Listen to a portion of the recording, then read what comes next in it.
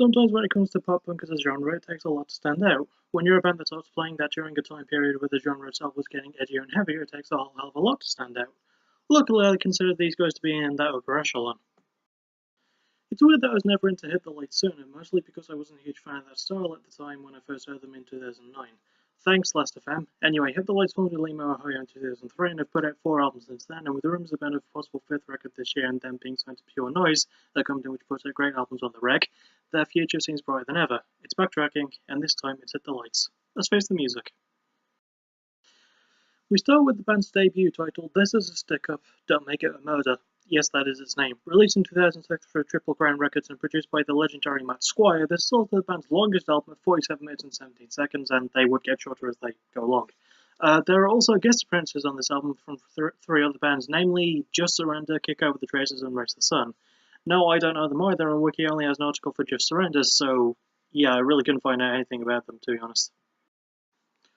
Anyway, the band consisted of 5 members at this time, so let's cover those. Lead singer Colin Ross, lead guitarist Thomas Harry, rhythm guitarist Nick Thompson, bassist Dave Burmask, and drummer Nate Van Dam, who was the only band member at the time to not be an original one. Actually, the album itself was released in 2006, and Nate joined the band in late 2005, replacing original drummer Ryan Radebuff. I hope I'm saying that surname right. Anyway, This Is a Stick-Up is a pretty good album. It also contains my first Hit the Light song in Save Your Breath, which is also the shortest song in the album. It's just a fun piece of music to listen to, but we'll get to that later. The production value of this album is just so good. Matt Squire was ahead of time. You have to remember this album came out 12 years ago, but when I listened to it, I felt like I was listening to anything that could have come out this year. I got the same vibe listening to this as listening to, say, White Lighter Myth by Southpaw. It's just such a polished album, it sounds so clean, and it lends itself so well to the contrast of the album. See, like I said in the intro, these guys came about when the pop-punk genre was getting a much-needed dose of dark humour, and this album has that in spades. The dark and very funny lyrics, mostly about betrayal, love, and relationships, are contrasted with the happy and fast-paced structure of the album, and it sort of sounds like a precursor to OK Bear as it is, only that one doesn't have this album's sense of humour. Speaking of which, it's time for some funny song names. One of the songs is called These Backs Are Made for Stabbing, but my favourite is the album's hidden track, which plays after the closing song titled Make a Run For It, because it's an acoustic track. I prefer the delightfully morbid title of Arise Say Yes, but the restraining order says no, but that's just me. Colin's vocals are great, and he tells a good story with a funny edge to his voice, not to mention having some good lyrics as well. Omar and Nick's guitar work is good with awesome build riffs and great solos from Omar mostly, but it does seem good from both. Dave's bass work is top-notch, playing a good style and groove of his own, and Nate's drum lends itself well to the pace, hitting hard and timed well with everything else that's going on. Standout songs include Save Your Breath, which was my first song by them, Speakers Blown, It's All the Rage, 309, and my favourite and Sincerely Yours. The album's title might be way too long, but it's the sense of dark humour, unique production, great performances, and solid consistent pace and accessibility made this album stand out a lot, especially during a time full of the genre's best pieces of work. I can recommend this one. It's really good stuff.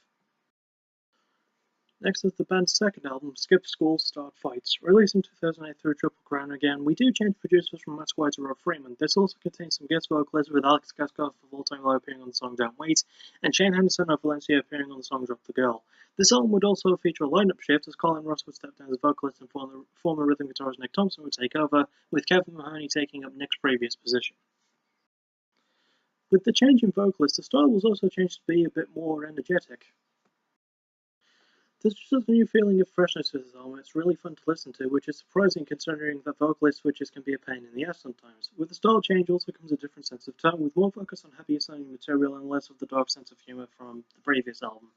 I have to applaud Hit the Lights for not just completely rehashing what they did before with the new vocalist. There's so much positive change with this one that I can't help but like it. Once again, the production value makes it feel like a modern-day pop-punk album. Maybe it's the fact that summer is kicking in more as of writing this, but it does sound like something that came out in the last 5 years as opposed to something that came out almost a decade ago. Once again, I'll chalk that up to Triple Crown just being a really great label, and Rob Freeman's work behind the booth is also just awesome too. Actually, this album does kind of have a little bit of a concept to it. There's mostly focus on relationships in terms of lyrics, but there's a little story here and there that reminds me very much of Vacation by Seaway. It's not an established narrative, but I'd like to imagine that there is one because there's more than enough material to necessitate that. It's not even just being in love, there's lots of stories about avoiding bad relationships, getting out of bad places, and so on.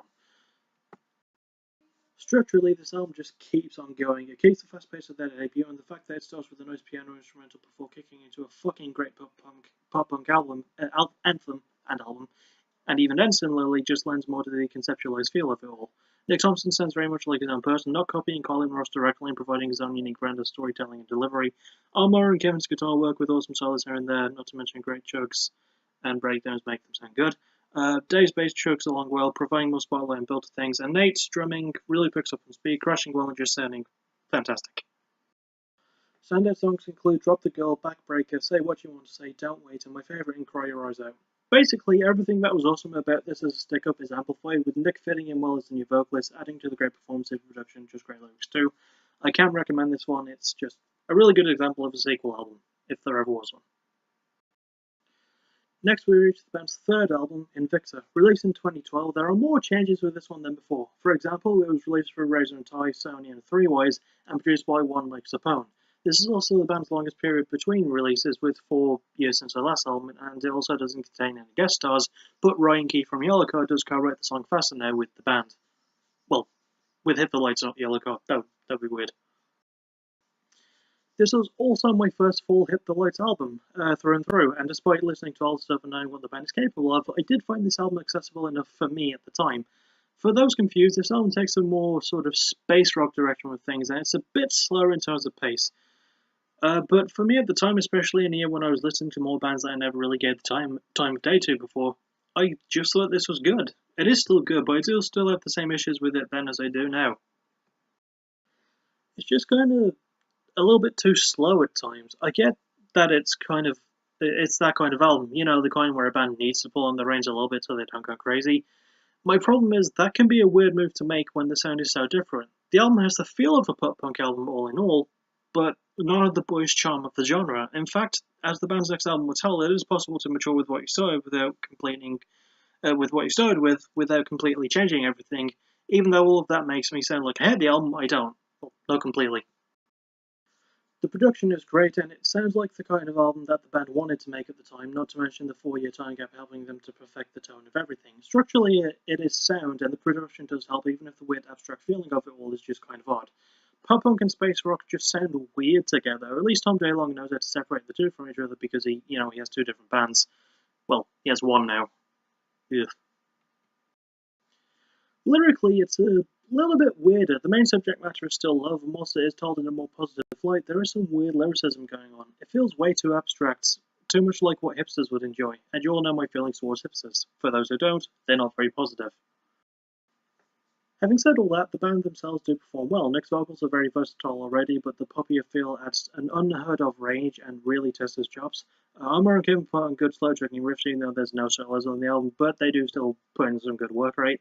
Dave's bass work is good when it shows up, but it is a bit buried in the production at times. For as good as the scales and chugs are, it just sounds good still. And Nate's drumming is a bit more laid back, but it still hits hard and sounds good and puts in some great work in general. Standard songs include Gravity, So Guilty, Take Control, All the Way, and my favourite, And Get to You. Whilst the stripped down approach was necessary and the production performances are awesome, there's just this weird disconnect and lack of cohesion with what's going on. I can still recommend it, it's easy enough to get into, but don't be surprised if you just feel a little bit confused afterwards. And lastly, we reach the band's 4th and most recent album, titled Summer Bones. Released in 2015, there's another change in label as this one was released through Pure Noise, and we also get a new producer in Kyle Black. It's also the band's shortest album at 26 minutes and 34 seconds. Also, this contains a guest vocalist in the band's original lead singer Colin Ross, who lends his vocals to the final track on the album, which is appropriately titled Old Friend. That's just a really, really cool thing. The album itself is thankfully more like their first 2 albums, but it also adds a level of maturity and positiveness that I hadn't really heard from them before. Hell, even on the more pop-focused Invicta, they didn't sound as positive as they do on Summer Bones. They easily sound like they're having their most fun with this album too, and that's apparent to hear from the get-go. For a pop-punk album that came out in a year where pop-punk was transcending itself thanks to bands like 4 Year Strong and Neck Deep releasing fantastic albums that year, I regret not putting this one on my top 10 lists of 2015, so let's give it a belated honourable mention or do it one better and call it number 11. Good? Good. Anyway, whilst Hit the Light's first 2 albums sound like something you'd hear these days, Summer Bones is the only album that will make sense to hear these days. It was a pop-punk album released in the 2010s, and it sounds like a pop-punk album that was released in the 2010s. One might say they hit the lights were late in jumping onto the easy club bandwagon, but I don't give a shit. It even matches that style well with so many decent gang vocals and great backing vocal work in general. It doesn't have many guitar solos, but unlike Invictus, this album actually has a sense of, fun. It's amazing that an album this short in length with only 10 tracks can be as memorable as it is, but it's also well balanced despite its fast pace and easy core-leaning sound, and that is not an easy thing to pull off when it comes to the structure, but the band manages to do that in spades. Lyrically, it's just so positive sounding all in all, with less focus on love, more on happiness and overcoming bad things and trying to chase your own life. Nick's vocals expand on the rage found in Victor, but add a harshness never heard before with some well-produced screams, which is mostly from the backing vocals, but still sounds good either way. Armor and Kevin put some great guitar work, even though this would be Armor's last album with the band. Kind of sucks, but he'll do well for himself. But yeah, they combine awesome riffs and such. David's bass work chugs along well with the great breakdowns, with good riffs and leads of his own, and Nate's drumming is balanced, precise, and hits hard and heavy, just sounding great all in all. Standout songs include the great opener in Fucked Up Kids, No Filter, The Real, the more somber sounding title track, and my favourite in the closing track, Old Friend. With a great combination of their old and new styles, a twist upon their own sound, solid production and performances, and just a great energy and direction, Summer Bones is possibly the band's finest piece of work to date. I can wholeheartedly 100% recommend this one. So, let's round them up. My most favourite is probably Summer Bones. I know, kind of a shocker, but there's just so much that went right with it. The awesome record label, because you all know I love my pure noise, the production, the timing, the energy. It's just such a great example of pop punk if there ever was one, and it sounds like something that just came out at the right time. Least favourite is maybe Invicta. Whilst I do appreciate the attempt at experimentation and I do love the production of it, it's just a bit too slow, and the genres it tries to mesh together don't really get together well, Don't get me wrong, it is still worth a shot, especially for first-time listeners of the band like I was at the time, but it is a little bit weird to get used to. It takes some time. But yeah, anyway, that'll about do it for this one. Join me next time for my final pop punk band of the season, as well as my last trip to the UK, where I'll be covering the aforementioned Neck Deep. Thank you for listening. You're awesome. Bye bye.